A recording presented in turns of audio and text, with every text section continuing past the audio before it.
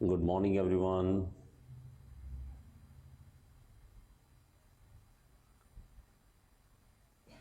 हाँ जी, आवाज आ रही है बच्चे? एक बार ये देखना पड़ता है कि आवाज आ रही है कि नहीं आ रही। दिक्कत बड़ी आती है कि आवाज ना आ रही हो। जब जल्दी से बताइए आवाज आ रही है।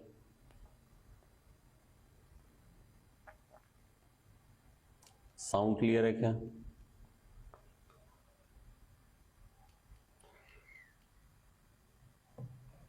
चलिए देखिए, तो हम क्विक थोड़ा सा स्पीड पे पढ़ेंगे और कोशिश करेंगे ज्यादा से ज्यादा टॉपिक हमारे क्लियर हो जाए।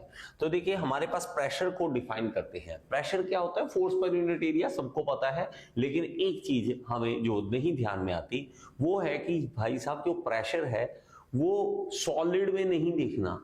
याद रखना, ये बड़ी दिक्कत वाली बात है। आप में से कुछ बच्चों को लगे कि सर ये सॉलिड के लिए pressure equal to force per unit area देखने की जरूरत नहीं है। प्रेशर हमारे पास जो डिफाइन करते हैं वो हम डिफाइन करते हैं जब हमारे पास कोई भी कंटेनर है, चाहे ओपन है, वहां पे फ्लूइड है।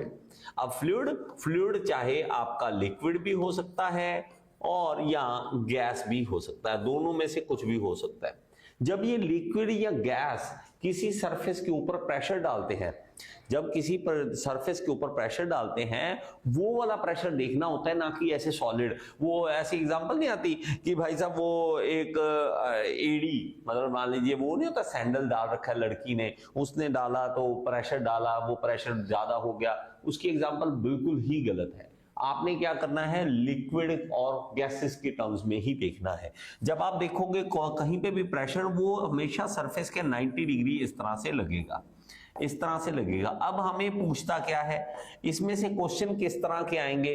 वो क्वेश्चन मेनली इंपॉर्टेंट जो है वो किस तरह के आएंगे, वो हमारे पास एक तो आम सिंपल सा फॉर्मूला कि फॉर्मूला क्या है, और दूसरा हमारे पास क्या आएगा इसके अंदर से, इसके यूनिट्स पूछता है। अब देखो, प्रेशर जो है वो है फोर्स पर यूनिट एरिया।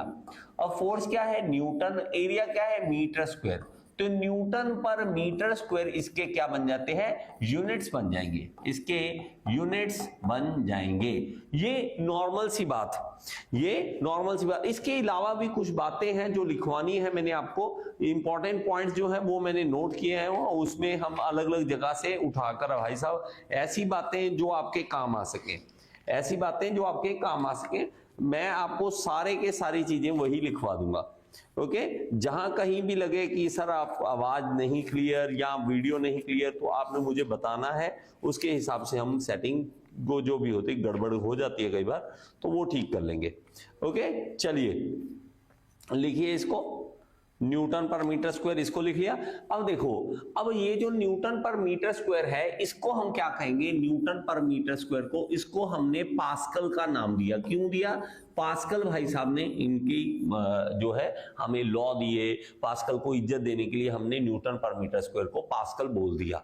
अब कुछ यूनिट्स जो हैं हमें कई बार बार बार पूछता है, क्यों? क्योंकि भी मेगा पास्कल या किलो पास्कल लिख देता है। अब किलो पास्कल लिख दिया तो हमें टेंशन नहीं है, हमें पता लग गया क्या कि 10 की power 3 Newton per metre square है। इसका मतलब ये है, इसका मतलब ये है, आपने इस चीज को नोट कर लेना है। लिखिए, ठीक है, पास्कल का इस तरह से आप लिख देंगे। अब देखिए, हमारे पास एक आता है 1 बार, इसमें हमें 1 बार भी पूछता है। 1 बार क्या है? 10 की power 5 Newton per metre square, 10 की power 5 Newton per metre square, ये भी पूछ सकता है। अब बार देखो, बार जरूरत क्यों पड़ी? बार बार वही बार की जरूरत क्यों पड़ी? बार की जरूरत इसलिए, देखो वैल्यू देखो, 1 लाख, ये 10 की पावर 5 का यही मतलब होता है ना, 1 lakh Newton per metre square. इतना अगर कहीं पे प्रेशर पड़ रहा है तो उसको बड़ा बोलने की बजाय हमने एक नया नाम रखा, क्या? बार। और वही तो एटमॉस्फेरिक प्रेशर जब हम देखते हैं तो 1 बार के अराउंड है, तो हम इसलिए 1 बार का हम नाम रख लेते हैं। तो इसको याद कैसे रखना है? ठीक है, एक मिनट जी, इसको याद कैसे रखना है? आपने याद रखना है कि भाई साहब, जब भी बार में, वैसे तो मत जाना, लेकिन बार में जब भी जाओ तो 10 की 5 पैग तो लगा के आओ, है ना। दूध के पैग, दूध के, है ना, दूध पीकर आओ। एक बार में मिल्क बार में जाओ, मिल्क बार में जाओ तो 5 गिलास दूध पी कर आओ, ठीक है, 5 गिलास दूध पी लो, ऐसे याद कर लो। आप नहीं तो कहोगे टीचर कैसी बातें करते हैं। तो 1 बार, ठीक है सर, 1 बार। इसके अलावा आपको यूनिट अगर पूछे, ठीक है, यही मेगा पास्कल पूछ लेता है कई बार आपको, ठीक है, एक मेगा पास्कल पूछता है, मेगा पास्कल, मेगा पास्कल। तो न्यूटन 10 की पावर, देखिए 10 की पावर, मेगा क्या है, 10 की power 6 Newton per metre square, या ये मेगा पास्कल जो होता है वो 1 न्यूटन पर mm स्क्वायर के भी बराबर होता है। याद रख लो इसको, आप इस चीज को याद कर लीजिए, इस चीज को याद कर लीजिए। जो जो मैं हाईलाइट कर रहा हूं ये आपको एग्जाम में पूछ सकता है। ये वाली पूछ लेगा, ओके, ये वाला पूछ लेगा। यूनिट्स जो हैं वो आपको पूछता है, कई बार यूनिट्स पूछता है, ठीक है। समझ आ रहा है बच्चे, ठीक है, समझ आ रहा है तो एक बार लाइक का बटन दबा के दिखाओ कि हाँ सर समझ आ रहा है, लाइक करके बता दो कि सर हाँ समझ आ रहा है जो बातें आप कर रहे हैं, ठीक है। तो क्विक हम आगे चलते हैं। देखिए इसके बाद हमारे पास जो आ रहा है वो टर्म आ रहा है हमारे पास एटमॉस्फेरिक प्रेशर। अब ये जो एटमॉस्फेरिक प्रेशर है ये आम दुनिया में सब जगह पे हम सब के ऊपर एक प्रेशर पड़ रहा है जिसको हम एटमॉस्फेरिक प्रेशर कहते हैं। इसमें क्वेश्चन क्या पूछता है, इसमें क्वेश्चन हमें पूछेगा कि हमारे पास एक होता है एटमॉस्फेरिक प्रेशर, एक होता है हमारे पास एटमॉस्फेरिक प्रेशर, एक होता है गेज प्रेशर, और एक होता है हमारे पास गेज प्रेशर, और एक होता है एब्सोल्यूट प्रेशर, एब्सोल्यूट प्रेशर। इन सब के बारे में पूछेगा आपको। और यहां आपके पास होता है वैक्यूम प्रेशर। अब इनमें से कोई भी चीज आपको पूछ सकता है, तो एक एक करके सबको समझ लीजिए। देखिए धरती के ऊपर, सबके ऊपर, हमारे ऊपर एक प्रेशर पड़ रहा है, लेकिन वो अलग बात है कि हम इतने अनजान हैं, हमें ही नहीं पता हमारे ऊपर प्रेशर पड़ रहा है। एक तो दुनिया भी बड़ी अजीब सी चल रही है, जो हमारे ऊपर है हमें ही नहीं पता, ये हमारे ऊपर एक प्रेशर पड़ रहा है जिसको हम एटमॉस्फेरिक प्रेशर कहते हैं। एयर का, एयर हमारे ऊपर प्रेशर डाल रही है, लेकिन वो अलग बात है, हमें पता ही नहीं लग रहा। अब ये जो प्रेशर डाल रहे हैं वो है एटमॉस्फेरिक प्रेशर। तो एटमॉस्फेरिक प्रेशर हमारे ऊपर, सबके ऊपर लग रहा है, और ये जो वैल्यू है इसकी 1.1 बार है, 1.03 एग्जैक्ट हम बोले तो 1 बार आप याद कर लें, 1 बार के आसपास आपको याद रह जाएगा, क्योंकि 2 बार 3 बार तो वो तो होता नहीं, 1.03 हमारे पास ये वैल्यू आ जाती है। और इसके बाद हमारे पास आ जाता है कि जब हमारे पास मैं थोड़ा सा क्विक करा रहा हूं, मैं बार बार कहता हूं ये एक शॉर्ट वीडियोस है ताकि आपका रिवीजन हो सके। ये हमारे पास क्या है, एक एटमॉस्फेरिक प्रेशर की लाइन है, एटमॉस्फेरिक प्रेशर की लाइन। जब भी इसको आप बेस मानकर कोई वैल्यू मेजर करेंगे प्रेशर की, तो वो होगी हमारे पास गेज प्रेशर, उसको हम बोलेंगे positive gauge pressure, gauge pressure. और ये क्या आ गया, यहां का प्रेशर, यहां का कहीं भी मान लीजिए मैं कहता हूं कि 5 गेज प्रेशर है, 5 जो है, 5 का वैल्यू जो है वो गेज प्रेशर है। गेज तभी तो आप यूज करते हो ना, जो भी हवा चेक करने में, टायर में जब आप प्रेशर चेक करते हो तो वो गेज यूज करते हो। लेकिन ये 0 से शुरू नहीं हो रहा, क्यों? क्योंकि एटमॉस्फेरिक प्रेशर पहले से ही है 1 बार का। अब हमें 0 से जब शुरू करना हो तो 0 से यहां से करेंगे हम, यहां से। तो ये जो वैल्यू होगी, ये वाली, ये वैल्यू होगी, ये टोटल, ये वैल्यू होगी हमारे पास एब्सोल्यूट प्रेशर, एब्सोल्यूट प्रेशर। तो बात समझो बड़े ध्यान से, ये मेरे पास जो वैल्यू है यहां से लेकर यहां तक की, ये वाली वैल्यू, इसका नाम जो रखेंगे इसका, तो वो रखेंगे हमारे पास atmospheric pressure, atmospheric pressure. Okay, तो हमारे पास देखो एब्सोल्यूट प्रेशर किसका जोड़ है, किसका प्लस है, atmospheric pressure plus gauge pressure. तो इसको लिख लो, तो एब्सोल्यूट प्रेशर किसका प्लस आ गया, ये आ गया atmospheric pressure, pressure plus gauge pressure, gauge pressure. जब हमने इसको बेस माना तो पॉजिटिव। तो अगर लेकिन अगर मैं कहूं कि मेरे पास यहां एटमॉस्फेरिक प्रेशर की लाइन ये है, लेकिन हम कम प्रेशर मेजर करना चाहते हैं, नीचे जाना चाहते हैं, तो इसको हम क्या कहेंगे, इसको कहेंगे नेगेटिव गेज प्रेशर, या इसको हम कहेंगे vacuum pressure, vacuum pressure. Vacuum pressure. ये क्वेश्चन पूछते हैं तो याद कर लो, इन सबको, इन क्वेश्चंस को याद कर लो, ठीक है। ये इस तरह से, ये एटमॉस्फेरिक प्रेशर के जीरो की लाइन है। एटमॉस्फेरिक प्रेशर यहां से स्टार्ट होगा। ये वाला कितना है? ये है एटमॉस्फेरिक प्रेशर। ये क्या है? Atmospheric pressure. जब हम जीरो से मेजर करेंगे तो जीरो से मेजर करने के लिए यहां से नीचे से उठेंगे, तो ये हमारे पास जो होगा उसका नाम बोलेंगे एब्सोल्यूट प्रेशर। Absolute pressure. अब हमारे पास देखोगे तो atmospheric pressure is equal to, atmospheric pressure is equal to हमारे पास absolute pressure, pressure plus vacuum pressure या नेगेटिव गेज प्रेशर। इस तरह से ये दो इक्वेशन में से कुछ भी पूछ सकता है। सर हिंदी में कराइए। अरे मेरे भाई, हिंदी बोल रहा हूं और क्या कर रहा हूं? एक तो ये नहीं समझ आती, हिंदी में कराओ, और कौन सी भाषा बोल रहा हूं मेरे बच्चे?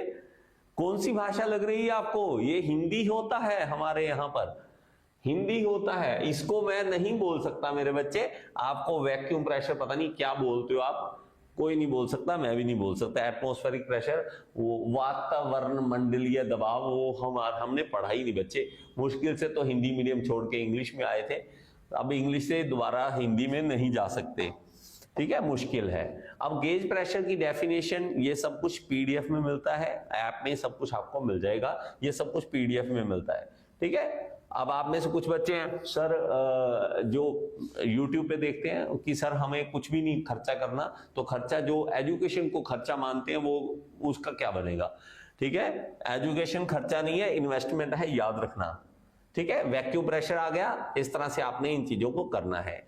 इसके अलावा हम बात करते हैं, ओके, इसके अलावा हम आगे चलते हैं, जो जो मेन चीजें हम वही करेंगे। अब बात आती है एंथैल्पी की। अब एंथैल्पी में क्वेश्चन क्या पूछता है? एंथैल्पी में इतना बड़ा कुछ नहीं पूछता, फॉर्मूला पूछेगा। एंथैल्पी में पूछेगा क्या? एंथैल्पी में पूछेगा कि एंथैल्पी का फॉर्मूला क्या है। H is equal to U plus PV, ये फॉर्मूला आप दिमाग में रख लो बस। U plus PV। H क्या है? H है हमारे पास एंथैल्पी।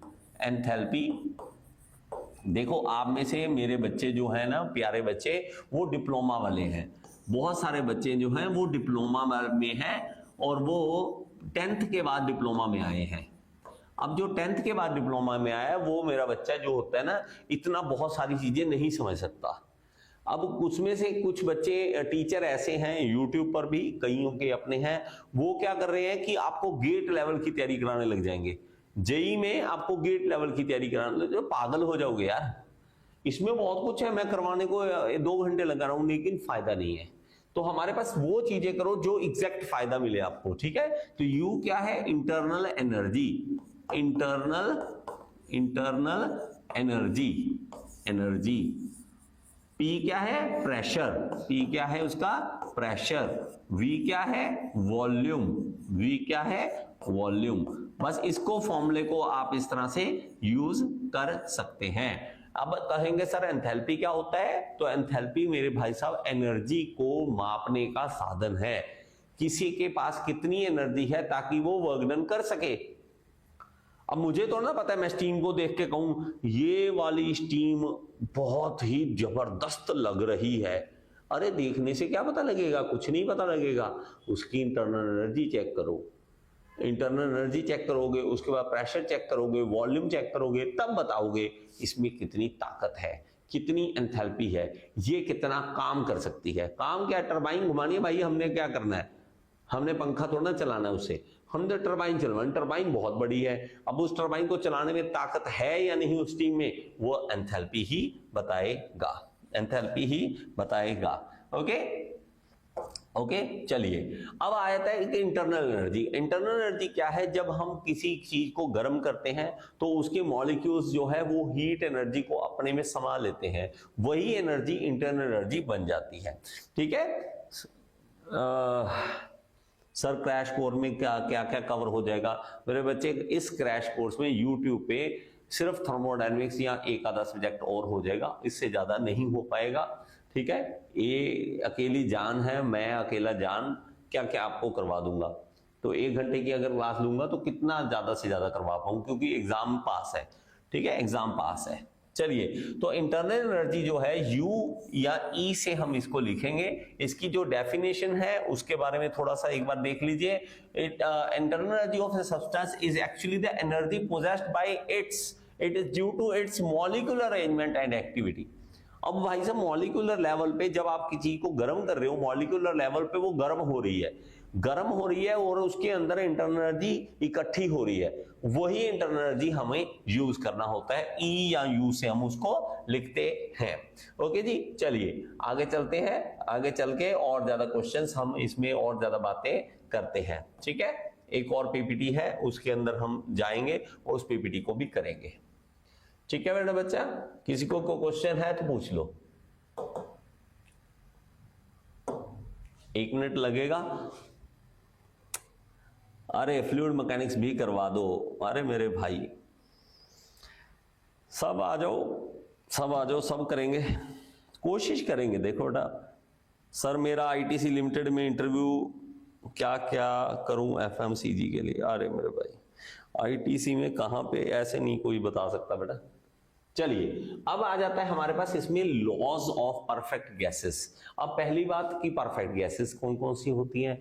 गैसेस वो परफेक्ट गैसेस कहलाएंगी जो हमारे जो लॉज बने हुए हैं उनको वो फॉलो कर रही है, तो वो हमारे पास परफेक्ट गैसेस बन जाती है। इसके अंदर करना क्या कुछ है, ठीक है, कौन कौन से लॉ है जो हम करेंगे उनके बारे में समझेंगे। ठीक है, तो वो हमारे पास लॉ जो है वो हमारे पास जो है वो देखिए बॉयल्स लॉ। सबसे पहले आप याद कर लीजिए बॉयल्स लॉ को। बॉयल्स लॉ सबसे सिंपल सा है, लेकिन हमें करवाया गया बड़ी मुश्किल तरीके से।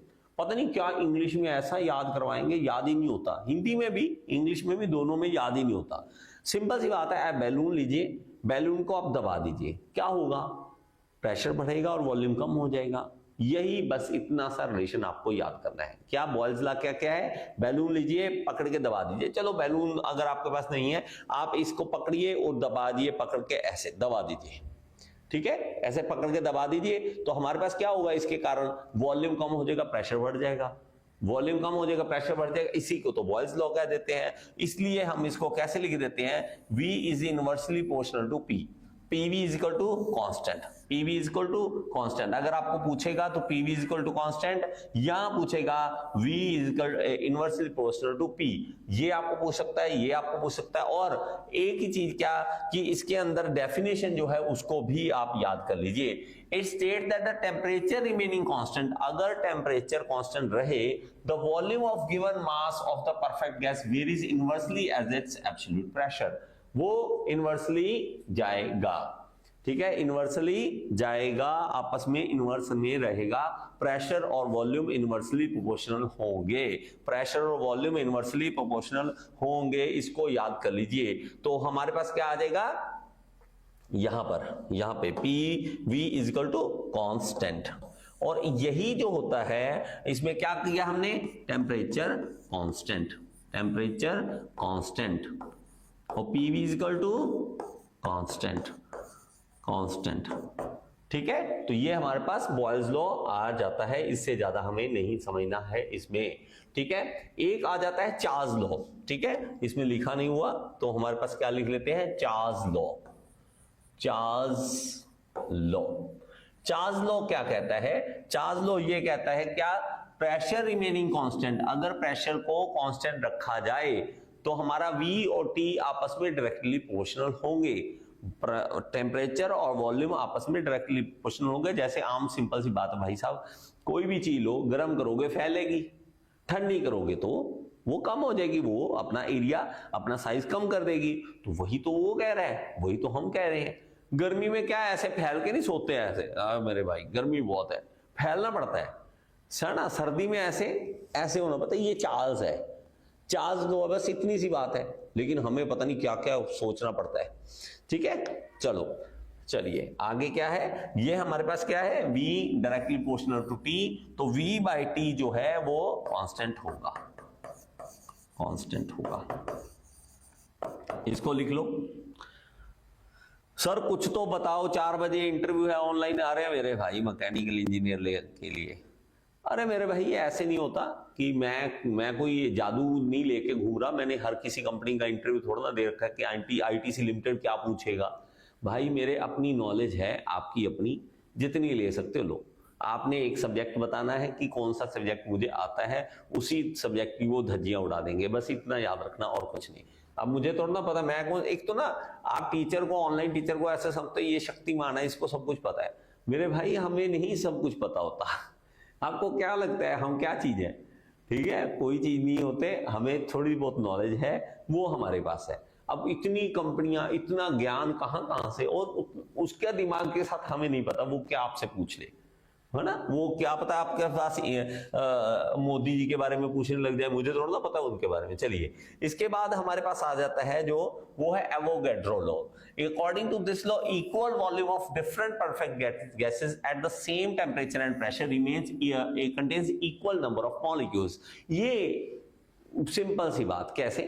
अगर कहता है कि मेरे पास दो कंटेनर, इस तरह से मान लीजिए कोई कंटेनर है, एक कंटेनर है, दो कंटेनर है, इस तरह से है, ओके, और इसके अंदर भी मान लीजिए जो गैस है, और इसके अंदर भी गैस है, कोई अलग गैस है, कोई अलग गैस है, तो मैं कह देता हूं मान लीजिए इसके अंदर ऑक्सीजन है, मान लीजिए इसके अंदर नाइट्रोजन है, ऐसे कुछ भी मान लेते हैं हमारे पास। तो अगर इक्वल वॉल्यूम है, वॉल्यूम दोनों में मान लीजिए 5 लीटर है, इसमें भी 5 लीटर है, of different perfect gases eight same temperature, temperature भी दोनों का T1 और T2 सेम है, और प्रेशर भी सेम है, तो हमारे पास इसमें नंबर ऑफ मॉलिक्यूल्स भी इक्वल होंगे। याद कर लो, नंबर ऑफ मॉलिक्यूल्स भी इक्वल होंगे, याद कर लो इसको, एवोगैड्रो लॉ। सर कोई भगवान भगवान कुछ नहीं होता, ठीक है, हम कहाँ, हमारी कहाँ औकात बेटा, कुछ नहीं है हम, ठीक है, आप एंजॉय करो, पढ़ो जितना पढ़ सकते हो। चलो ठीक है, एक आता है रेनॉल्ड्स लॉ। रेनॉल्ड्स लॉ कौन सा होता है? रेनॉल्ड्स लॉ हमारे पास क्या कहता है? It state that two specific heat CP क्या है? Specific heat at constant pressure, and CV specific heat at constant volume of gas do not change with change of temperature and pressure. चाहे temperature change हो, pressure change हो, CP CV की value वही रहेगी। ये Reynolds law है, इसको याद करो। क्या है? रेनॉल्ड्स लॉ है। इसको लिखो बेटा। एक तो आपकी लिखने की आदत चली जा चुकी है, इसलिए सबसे ज्यादा प्रॉब्लम हमें आती है। हमें सबसे ज्यादा प्रॉब्लम यही आती है कि आपकी लिखने की आदत ही खत्म हो चुकी है, ठीक है। हाँ, एक बॉयल्स लॉ में एक चीज लिख लेना यार, बॉयल्स लॉ में, ठीक है, बॉयल्स लॉ में एक चीज लिख लेना, वो रह गई है, ठीक है। जो चीज रहेगी गलती से वो मैं करवा दूंगा, डोंट वरी। यहां पे ये बना लेना, देखो P और V,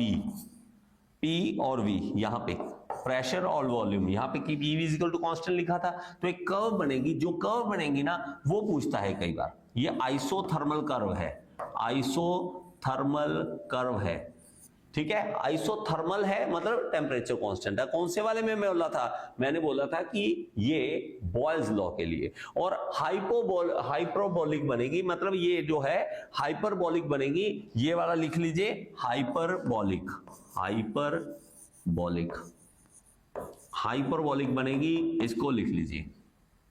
ये पूछता है, ठीक है, ये पूछता है। इसके अलावा और ठीक है, मैं कुछ पॉइंट्स हैं वो स्पेशल आपके लिए नोट किए हैं ताकि आपको स्पेशल लिखाया जा सके, ठीक है, स्पेशल लिखाया जा सके। अब आ जाइए नेक्स्ट। अरे चलिए, कमेंट बहुत आते हैं, सर मेरा मैकेनिकल एंड फ्लूइड इंजीनियरिंग है ट्रेड के पेपर में, तो मेरे लिए ये है क्या सही? नहीं, ये फ्लूइड इंजीनियरिंग नहीं चल रही है, थर्मल इंजीनियरिंग चल रही है। सौरभ तिवारी, ये थर्मल इंजीनियरिंग चल रही है, ये फ्लूइड नहीं चल रहा, ठीक है, फ्लूइड नहीं चल रहा है। चलिए, चार्ल्स हो गया, एवोगैड्रो लॉ हो गया, रेनॉल्ड्स लॉ हो गया। अब आ जाता है एक यूनिवर्सल गैस कांस्टेंट से पहले एक आ जाता है सीपी और सीवी क्या है। ये कई बार आपको पूछता है सीपी और सीवी क्या है, तो आप लिखेंगे क्या? Specific heat at constant pressure, specific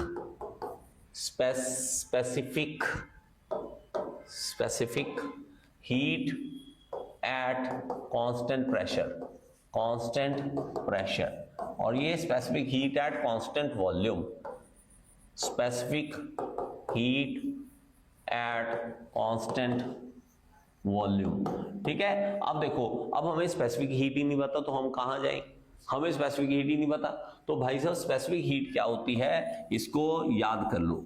देखिए स्पेसिफिक हीट क्या है, किसी भी चीज को गर्म करने के लिए, मान लीजिए पानी है, आपके पास 1 किलो पानी है, लो मान लो मैं कहता हूं कि भाई साहब बॉयलर है, बॉयलर में पानी गर्म करना है, स्टीम बनानी है, कोयला मंगाओ। आपको ऐसा कोयला मंगाओ, कितना मंगाए? मैं कहूँ इंजीनियर तू है या मैं हूं? इंजीनियर तू है मेरे बेटा, मंगा, कैलकुलेशन कर। यार मैं कैसे करूं? मैं कहूँगा भाई साहब इधर आओ, ऐसे करो, इतना बड़ा बॉयलर है, आप ऐसे तो निकाल नहीं पाओगे।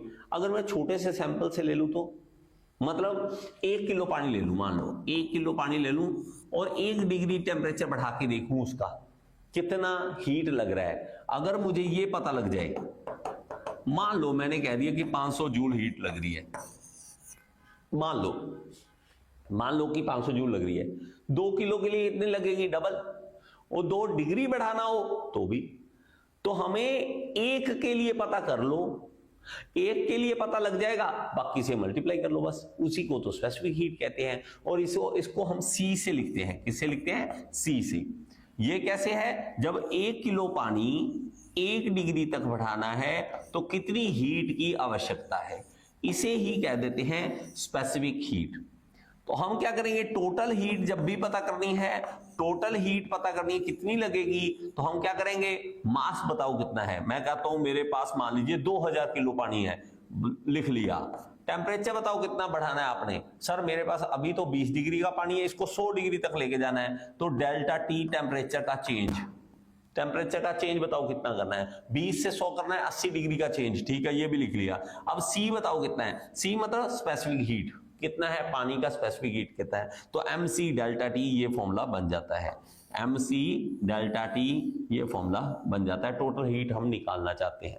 और इसी को जब आप कांस्टेंट वॉल्यूम पे काम करते हो, कि पूरा ढक के बंद करके काम करते हो, तो यही बन जाता है क्या, specific heat at constant volume. और जब आप कांस्टेंट प्रेशर पे काम करते हो तो specific heat at constant pressure, specific heat at constant pressure बन जाता है। ठीक है, इसमें एक वैल्यू है, प्लीज उसको लिख लो। ठीक है, एसआई सिस्टम में एक वैल्यू है, इसको ये लिख लो। एसआई सिस्टम में कौन सी है कि एयर जो है, एयर की सीपी की वैल्यू जो है वो है 1.0035 kilojoule per kilogram kelvin. इसको लिख लो, kilojoule per kilogram kelvin. और यही जो वैल्यू है सीपी की, अगर ये एसआई में है, ये क्या है एसआई में, और इसी को अगर एमकेएस में पूछ ले, वैसे तो पूछता कम है, एमकेएस में कम पूछता है, लेकिन अगर पूछ ले तो 0.24 किलो कैलोरी पर किलोग्राम केल्विन। ठीक है, ये लिख लो, इसको ये वैल्यू लिख लो, इसको एयर की कई बार पूछ लेता है। ठीक है, कई बार पूछ लेता है। सीवी की लिख लो। इसी तरह एसआई सिस्टम में एयर की जो है वो सीवी की वैल्यू भी लिख लीजिए, सीवी की वैल्यू भी लिख लीजिए, हम उसको भी लिखवा देते हैं, इसको ब्लू कलर से लिखते हैं। ठीक है, एसआई सिस्टम में यही जो सीवी की वैल्यू है, मतलब एयर की सीवी की वैल्यू है, उसको लिख लीजिए 0.7128 kilo joule per kilogram kelvin, kilogram kelvin. और यही सीवी की वैल्यू अगर एमकेएस में पूछ ले, लेकिन वही बात, एमकेएस में कम पूछेगा, लेकिन पूछ सकता है 0.17 किलो कैलोरी पर किलोग्राम केल्विन। इसको लिख लो, इसको लिख लो। कोई लिख भी रहे हो कि ऐसी मैं बोली जा रहा हूं? हाँ लल्लू प्रसाद, ओ लल्लू प्रसाद, हाँ जी लल्लू प्रसाद, दो पढ़ भी रहे हो या मैं बकवास करी जा रहा हूं अकेला ही? मैं एक बात बताऊं, बच्चे सीधे सूरज नहीं है, पढ़ना कोई नहीं चाहता, सब दिखावा करना चाहते हैं कि हम जेई की तैयारी कर रहे हैं। अब में बहुत सारे ऐसे हैं जो सिर्फ दिखावा कर रहे हैं। क्यों दिखावा कर रहे हैं? ताकि घर पे फ्री बैठ सके, बस, ताकि मोबाइल में हम कुछ और देखते रहें और माँ बाप को धोखा दे सकें कि हम तैयारी कर रहे हैं, है ना। बहुत सारे बच्चे, नहीं तो बेटा मानोगे जेई तैयारी करने वाले इतने हैं, भाई आप तो टूट के पड़ जाओ कि सर पढ़ा रहे हैं, लोग पढ़ा रहे हैं, टीचर पढ़ा रहे हैं, कोई देखने को बहुत कम लोग आ रहे हैं। ये हाल है बच्चों का, ठीक है, तो आप में से बहुत सारे जो सीरियस कैंडिडेट है रिप्लाई करना कि सीरियसली तैयारी कर रहे हो कि आप सच में बेवकूफ बना रहे हो अपने आप को और घर वालों को। घर वालों को भी बेवकूफ बनाते हैं लोग और अपने आप को भी बेवकूफ बनाते हैं। ठीक है, चलिए इसके अलावा हमें एक वैल्यूज लिखनी है सीपी और सीवी की, इसको लिख लो बेटा। ठीक है, एक आता है CP minus CV, CP minus CV is equal to R by J. ठीक है, इसको लिख लो। ये किसमें? आर बाय जे, ये है एमकेएस सिस्टम में, एमकेएस में। ठीक है, लिखो इसे, लिखो आर बाय जे, ये किसमें? एमकेएस में। और अगर सिर्फ आ जाए CP minus CV is equal to R, CP minus CV is equal to R, ये किसमें? एसआई सिस्टम में। ठीक है, अगर आ जाए आर यू, तो ठीक है, तो हमारे पास अलग अलग वैल्यू है। अगर हमारे पास दिए, मैं आपको समझा दूंगा, एक होता है यूनिवर्सल गैस कांस्टेंट, एक होता है गैस कांस्टेंट, वो सारी वैल्यू मैं आपको लिखवा दूंगा। ठीक है, और लिखवा देता हूं। ठीक है, चलिए आगे एमकेएस में आ जाएगा और एसआई में आ जाएगा। इसके अलावा हमारे पास जो है लिखने वाला वो लिख लीजिए। इसके अलावा अगर आपको फॉर्मूला पूछे तो आर यू जो है, R U universal gas constant, वो कैसे निकाल सकते हैं? तो m into R, m into R, gas constant को उसके मास से मल्टीप्लाई कर दो तो हमारे पास आर यू आ जाता है। अगर हम आर लिख लेते हैं यहां से और आर यू बाई एम आ जाएगा, ये क्या आ जाएगा? आर यू बाई एम, इस तरह से फॉर्मूला बन जाएगा। आर की जगह पे आर यू बाई एम लिख लीजिए और अलग से फॉर्मूला बन जाएगा। ये वाला फॉर्मूला क्या बन जाएगा? CP minus CV is equal to, R की जगह पे ये लिख लीजिए आर यू बाई एम और साथ में जे, तो ये एमकेएस में बन जाएगा, एमकेएस में। और अगर CP minus CV is equal to R की जगह पे आर यू बाई एम, तो ये किस में बन जाएगा? एसआई सिस्टम में। तो इसको लिख लो। एक और क्या है? एक और है gamma is equal to CP over CV, CP over CV is equal to gamma, CP over CV is equal to gamma. और गामा क्या है? एडियाबैटिक इंडेक्स है। गामा क्या है? एडियाबैटिक इंडेक्स है, एडियाबैटिक इंडेक्स है, इंडेक्स। और ये गामा की एयर की वैल्यू कई बार पूछता है, वो 1.4 होती है, 1.4 होती है। ठीक है, जल्दी करो, जल्दी करो इसको। ठीक है, चलिए चलिए जल्दी से। और कुछ बातें जो है इंपॉर्टेंट लिखवाने वाली वो सारी लिखवा दूंगा आपको। जो भी तैयारी करना चाहता है बच्चा वो तैयारी कीजिए। देखो प्रॉपर तैयारी जो है वो ऐसे नहीं होती है। अगर आपको लगता है कि सर मैं प्रॉपर सीरियस कैंडिडेट हूं तो ऐप में जाइए, पूरा कंप्लीट कोर्स लीजिए। ऐसे ये सिर्फ एक रिवीजन है बस।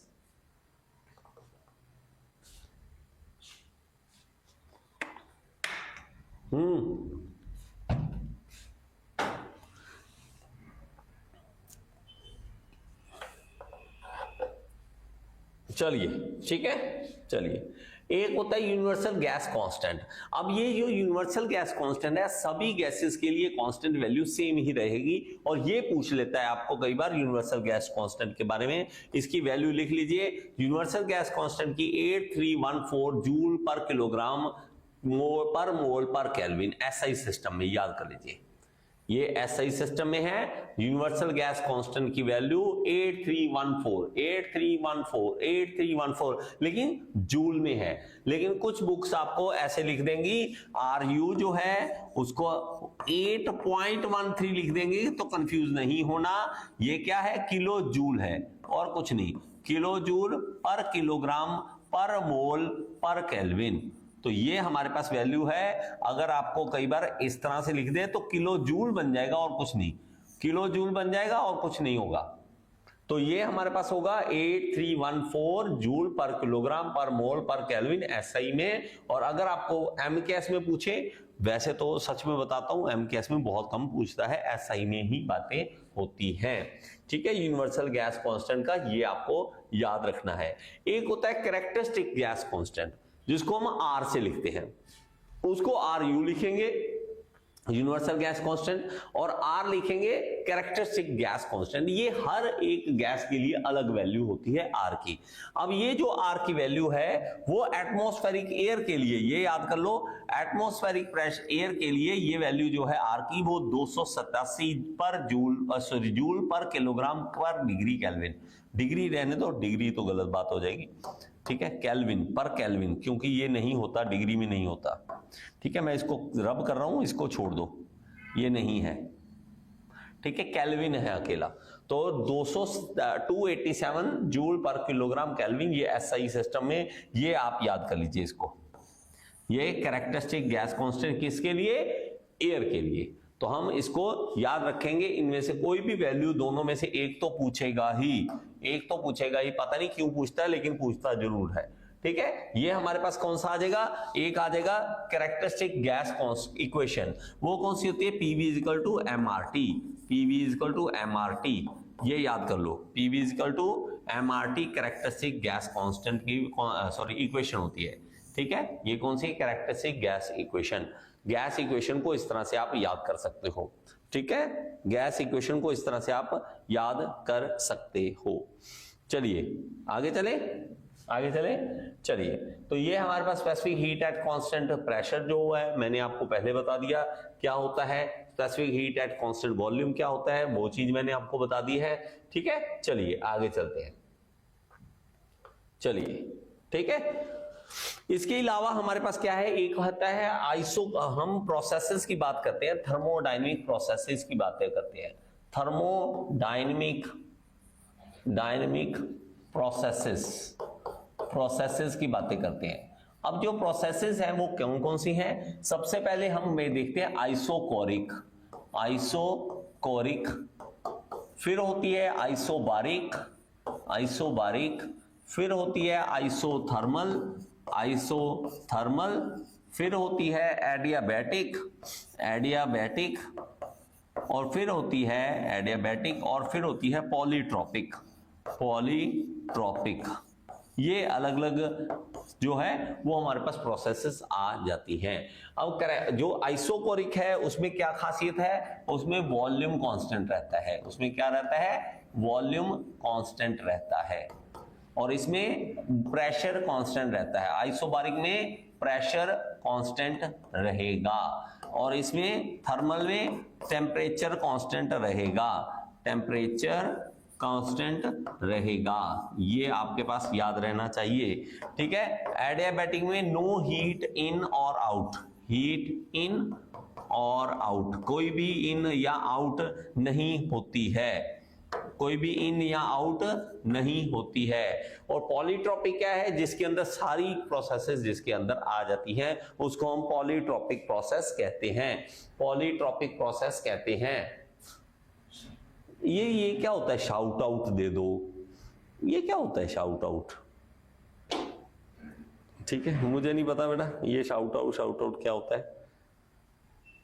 टीचरों का कुछ नहीं है, टीचरों की कोई वैल्यू नहीं है। टीचरों का तो बस ये है कि जो ज्यादा ही फेमस हो गए, गिनती के 2-4 टीचर 5-10 होंगे जो फेमस हो गए, बाकी टीचरों का कोई नहीं सुन रहा। टीचर की कोई कुछ नहीं है। यूट्यूब अगर आप में से कोई देखो, शाउट आउट दे दो, ये कर दो, कोई दुनिया नहीं देख रही। हम जैसों को देखते हैं तो 1000, 2000, 3000 लोगों ने देख लिया, नहीं तो जो बकवास कर रहे हैं मिलियंस लोग देख रहे हैं उनको, हाँ, मिलियंस लोग देख रहे हैं उनको। यहाँ तो पढ़ाई वाले हैं बच्चे बस, और वो भी सीरियस नहीं है, वो भी कुछ ही बच्चे हैं जो पढ़ रहे हैं, बाकी सारे बकवास बस टाइम पास कर रहे हैं। आइसोकोरिक क्या है? आइसोकोरिक प्रोसेस वो प्रोसेस है जिसके अंदर क्या है? आइसोकोरिक प्रोसेस क्या है? जिसके अंदर हमारे पास क्या है? कांस्टेंट वॉल्यूम है, कांस्टेंट वॉल्यूम प्रोसेस है। अब मान लीजिए कि मैं एक प्रेशर कुकर लेता हूं और इसको बंद करके फिर नीचे से हीट देता हूं इसको, तो इससे क्या हो जाएगा? और वॉल्यूम तो कांस्टेंट है, वॉल्यूम जितना है, जितना आपने चावल उसके अंदर डाला था, जितना आलू डाला, जो भी डाला था उसके अंदर, वो तो नहीं हिल रहा ना, वॉल्यूम नहीं बढ़ रहा, चेंज हो रहा ना, वॉल्यूम कम हो रहा है ना बढ़ रहा है, तो वो प्रेशर बढ़ रहा है, प्रेशर चेंज हो रहा है, प्रेशर इंक्रीज हो रहा है, प्रेशर इंक्रीज हो रहा है। तो आपको कभी भी इस तरह से पूछता है कि पीवी डायग्राम बनाओ इसका, पीवी डायग्राम बनाओ आइसोकोरिक का, तो आपको क्या करना है, प्रेशर और वॉल्यूम, वॉल्यूम तो कांस्टेंट है, तो आपको एक स्ट्रेट लाइन इस तरह से खींच देनी है, इस तरह से एक लाइन खींच देनी है, और ये क्या हो जाएगा, ये क्या कहलाएगा, ये हमारे पास एक आइसोकोरिक प्रोसेस है। 1 से 2 की ओर जा रहे हैं, तो ये एक आइसोकोरिक प्रोसेस है, और इसमें कोई भी वर्क डन नहीं होता। ये स्टार लगा के लिख लो, इसको क्या है, no work done, no work done in isochoric process, in isochoric process, कोई भी वर्क डन नहीं होता है। ठीक है, इसको लिख लो। JEE की तैयारी नहीं करवाते सर, JEE नहीं, JEE है। ये JEE क्या है, ये डिप्लोमा के बाद नौकरी मिलती है जूनियर इंजीनियर की। JEE अलग है, JEE अलग है। JEE अलग चीज है, JEE अलग चीज है, दोनों में डिफरेंस है, बहुत ज्यादा डिफरेंस है। तो वर्कडन हमारा आप लिखेंगे, तो वर्कडन जो है, वर्कडन 1 से 2 जो है वो 0 है, वर्कडन 1 से 2 0 है। अगर हमें पूछता है कि हीट ट्रांसफर कितनी है, तो हमें क्या लिखना पड़ेगा, heat transfer 1 to 2 mCV delta T। ये फॉर्मूला याद कर लो। ये पूछेगा आइसोकोरिक में हीट ट्रांसफर की जो वैल्यू है वो कैसे निकाल सकते हो, आप कहोगे Q1 से 2 जब जाते हैं तो mCV डेल्टा T हम निकालते हैं, mCV डेल्टा T हम इसको कहते हैं। अगर कहता है कि एंथैल्पी का चेंज, अगर कहता है कि एंथैल्पी का चेंज, तो mCP डेल्टा T आ जाएगा। बस इतने, दोनों में ये डिफरेंस है, दोनों में ये डिफरेंस है। लिख लो इसको। अरे लल्लू भाई साहब लिख लो, फिर मत कहना कि सर बताया नहीं इसके बारे में। चलो आगे, ठीक है। नेक्स्ट देखो, आइसोबारिक प्रोसेस है, आइसोबारिक में हम क्या करेंगे, हम करेंगे यहां पर P और V का जो है डायग्राम बनाएंगे, PV डायग्राम बनाएंगे, और इसमें देखेंगे क्या कि आइसोबारिक है, तो हम क्या करेंगे, एक पिस्टन सिलेंडर अरेंजमेंट ले लेंगे इस तरह से, और नीचे से हम गैस डालेंगे और नीचे से हीट अप करेंगे, गैस को हीट अप करेंगे, और जैसे ही हीट अप होगा, गर्म होने के कारण वॉल्यूम बढ़ जाएगा। वॉल्यूम हमारा क्या होगा इस चीज का, ये वाली जो चीज है वो ऊपर उठेगी, ऐसे वॉल्यूम बढ़ता जाएगा। उस वॉल्यूम बढ़ने से क्या होगा, प्रेशर कांस्टेंट रहेगा। वॉल्यूम को बढ़ने दो, प्रेशर कांस्टेंट रहेगा। वॉल्यूम जब नहीं बढ़ने देते तभी प्रेशर का पंगा बढ़ता है। ठीक है, तो हमारे पास क्या होगा, प्रेशर और वॉल्यूम में इस तरह से डायग्राम बन जाएगा, इस तरह से एक लाइन बन जाएगी, और यही लाइन क्या दर्शाएगी, ये दर्शाएगी कि ये एक कांस्टेंट प्रेशर की वो लाइन है। 1 से 2 इस तरह से जाएंगे, वॉल्यूम बढ़ता जाएगा, प्रेशर वही का वही रहेगा। ये सिंपल सी बात है। आइसोकोरिक वाले है ना, जो आइसोकोरिक वो होते हैं इंडियन पेरेंट्स, ज्यादातर नहीं, अब तो काफी सुधर गए हैं, पहले वाले ज्यादा थे, इंडियन पेरेंट्स हैं। और ये आइसोबारिक जो है, आइसोबारिक वो कौन से हैं, वो अंग्रेज लोग, अमेरिकन है। अब मुझे नहीं पता ऐसा है या नहीं, चलो बहुत हर जगह पे लागू नहीं होता, हम कह नहीं सकते हर किसी को हर कोई गलत है, लेकिन काफी हद तक ये है कि हम पेरेंट्स जो हैं, हमारे पेरेंट्स अलाउ ही नहीं करते, वॉल्यूम ही नहीं बढ़ने देते और हीट देते रहते हैं। ठीक है, अब जवानी आ रही है, बड़े हो रहे हैं, लेकिन वॉल्यूम नहीं, 8 बजे तक घर पे आना चाहिए, तो वो बढ़ने ही नहीं दे रहे उसे। तू ये रिस्क मत ले, ये हो जाएगा, अबे छाल मत मार, अबे ये जंप मत कर, अबे ये मत कर, अबे वो मत कर। वो कहता है भाड़ में जाओ, मैं कुछ करता ही नहीं, इसीलिए तो धक्के खा रहे हैं सारे। तो आइसोबारिक में क्या है, जब से जैसी एज बढ़ रही है उसको जाने की आजादी दे रहे हैं, जा जा जा 18 साल का निकल जा, तेरी मर्जी, जो मर्जी धक्के खा। वो कुछ ना कुछ रिस्क लेता कुछ ना कुछ अच्छा कर ही देता है। ठीक है, तो ये डिफरेंस आ जाता है। तो हमारे पास क्या है, इसके अंदर आप देखोगे तो मेरे पास कांस्टेंट प्रेशर रहेगा। प्रेशर क्या रहेगा, कांस्टेंट प्रेशर। और वॉल्यूम क्या है, वॉल्यूम चेंज होता रहेगा, वॉल्यूम चेंज होता रहेगा। इसको याद कर लो। ठीक है, वॉल्यूम चेंज होता रहेगा। इसमें देखोगे तो हमारे पास जो है area under the graph, PV diagram जब बनाते हो तो एरिया अंडर द ग्राफ जो होता है वही हमें वर्क डन देता है। ये देखो, ये वाला एरिया अंडर द ग्राफ ये है, ये देखो छत बन रही है ना, छत के नीचे छांव तो आएगी, तो ये जो एरिया है ये एरिया ही हमें वर्क डन देगा। ये देखो, ये वाला एरिया हमें क्या दे देगा, वर्क डन। ये देखो, इतना वर्क डन हमें मिलेगा।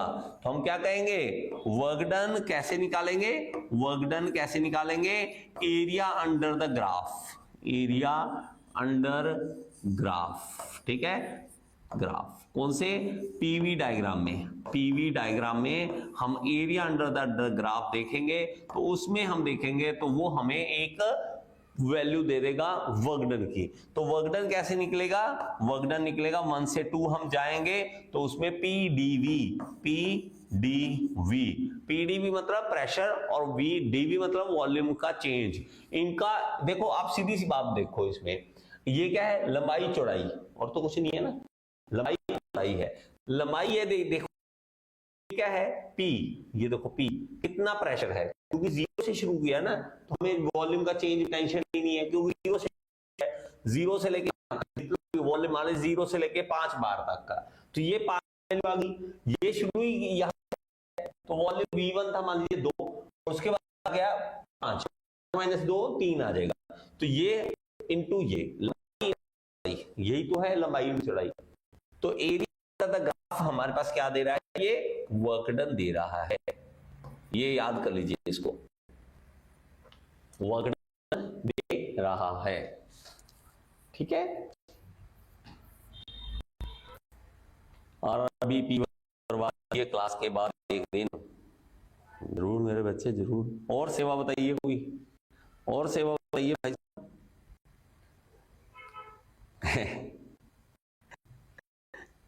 और सेवा बताइए, कोई सेवा पूरी करवाना चाहते हैं, अपनी सेवा पूरी करवाना चाहते हैं, ये करवा दो सर, वो करवा दो सर, वो कर दो, तो क्या करें मेरे बच्चे, इतना।